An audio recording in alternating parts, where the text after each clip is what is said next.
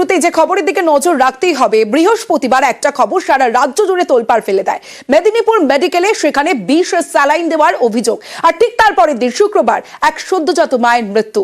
আর তারপরেই শোরগোল পড়ে যায় রাজ্য জুড়ে। মেদিনীপুর মেডিকেলের তদন্ত রিপোর্টে চাঞ্চল্যকর তথ্য স্বাস্থ্য দপ্তরের হাতে। সদ্য মায়ের মৃত্যু ও বাকিদের অসুস্থতার পিছনে চিকিৎসা গাফিলতি রয়েছে বলেই তদন্ত রিপোর্টে উল্লেখ। তদন্ত রিপোর্টে আর কি কি উল্লেখ রয়েছে জানবো। আমার সঙ্গে রয়েছে সোমরাজ বন্দ্যোপাধ্যায়, সরাসরি চলে যাব সোমরাজের কাছে।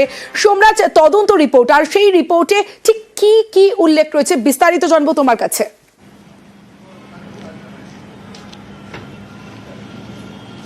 দেখো, যে তদন্ত কমিটির রিপোর্ট গতকালই নবান্নে জমা পড়েছে, যে 6 পাতার রিপোর্ট, এবং সেই রিপোর্টের দুটি অংশ রয়েছে।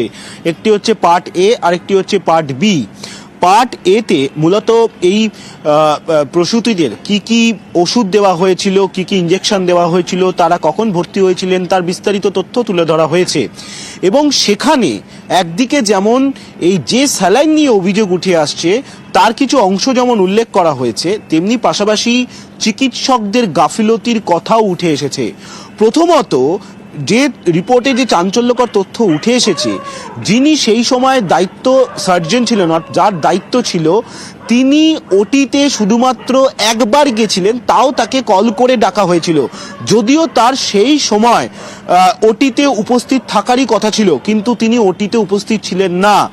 যারা অস্ত্রোপচার করেছেন তারা ছিলেন অ্যাসিস্ট্যান্ট, এবং রিপোর্টে যেটা উল্লেখ করা হয়েছে সেখানে বলা হয়েছে ফার্স্ট অ্যাসিস্ট্যান্ট, সেকেন্ড অ্যাসিস্ট্যান্ট, এইভাবে তারা অস্ত্রোপচার করেছেন। কিন্তু যিনি দায়িত্বে ছিলেন, যে সার্জন দায়িত্বে ছিলেন, সেই সার্জন ছিলেন না সেই সময়। দ্বিতীয়ত, কোনো সিনিয়র প্রফেসর বা অ্যাসোসিয়েট প্রফেসর তারাও ছিলেন না তাদেরকে দেখতে যাওয়ার জন্য, অর্থাৎ অস্ত্রোপচারের পর তারা কেমন আছেন দেখতে যাওয়ার জন্য বা ভিজিটের জন্য কোনো সিনিয়র ডাক্তার ছিলেন না। তারপরে হচ্ছে অ্যানাস্থেসিয়া করার জন্য যিনি দায়িত্বে ছিলেন তিনি ছিলেন না, একজন পিজিটি অ্যানাস্থেসিয়া করেন, তেমনটাই রিপোর্টে উল্লেখ করা হয়েছে। অর্থাৎ চিকিৎসকদের যে গাফিলতি, সেই গাফিলতির কথা রিপোর্টের বিভিন্ন অংশে উল্লেখ করেছে তদন্ত কমিটি। যে তদন্ত কমিটি মেদিনীপুর মেডিকেল কলেজে গিয়ে তারা সরেজমিনে তদন্ত করেন এবং সেই রিপোর্ট নবান্নে জমা দেয়, এবং সেখানে কোন কোন চিকিৎসকরা তার দায়িত্বে ছিলেন, কার দায়িত্ব ছিল অ্যানাস্থেসিয়া করার, কোন কোন পিজিটি স্টুডেন্ট তারা সেই সময় ওটিতে ছিলেন, বিস্তারিত নাম সহ তথ্য উল্লেখ করে দেওয়া হয়েছে। সেখানে এই জায়গা থেকেই তোমার কাছে জানতে চাইবো যে গতকালই মুখ্যমন্ত্রী মমতা বন্দ্যোপাধ্যায় কড়া নির্দেশ দিয়েছেন যে কাউকে রিয়াত করা হবে না। সেক্ষেত্রে যদি দোষ প্রমাণিত হয় তাহলে কি কি পদক্ষেপ নেওয়া হতে পারে, কি শাস্তি হতে পারে এই চিকিৎসকদের?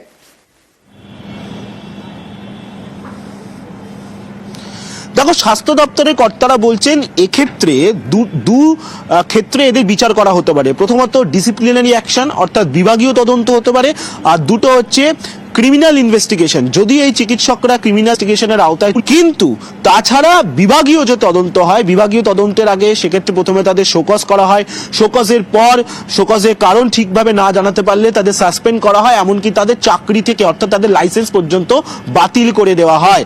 স্বাস্থ্য দপ্তরের যে নিয়ম রয়েছে, এক্ষেত্রে কার কি দায়িত্ব ছিল এবং কে কোথায় গাফিলতি করেছে সেই অনুযায়ী তাদের শাস্তি দেওয়া হবে বা পানিশমেন্ট দেওয়া হবে, যদি তাদের গাফিলতির প্রমাণ আরো আসে রাজ্যের কাছে। কিন্তু স্বাস্থ্য দপ্তর যেটা জানাচ্ছে যে এক্ষেত্রে তাদেরকে দুটি পর্যায়ে, যেহেতু তুমি জানো গোটা ঘটনাটি এখন সিআইডি তদন্ত করছে, তাই যদি তাদের তদন্তে কিছু উঠে আসে তাহলে কিন্তু তাদের ক্রিমিনাল ইনভেস্টিগেশন যেমন হবে সেরকম হবেই, কিন্তু তার সঙ্গে ডিসিপ্লিনারি অ্যাকশনে তাদের বিরুদ্ধে কি কি পদক্ষেপ নেওয়া হবে, সেটা তারা কি ভুল করেছে তার ওপর বিচার করেই নেওয়া হবে। বেশ।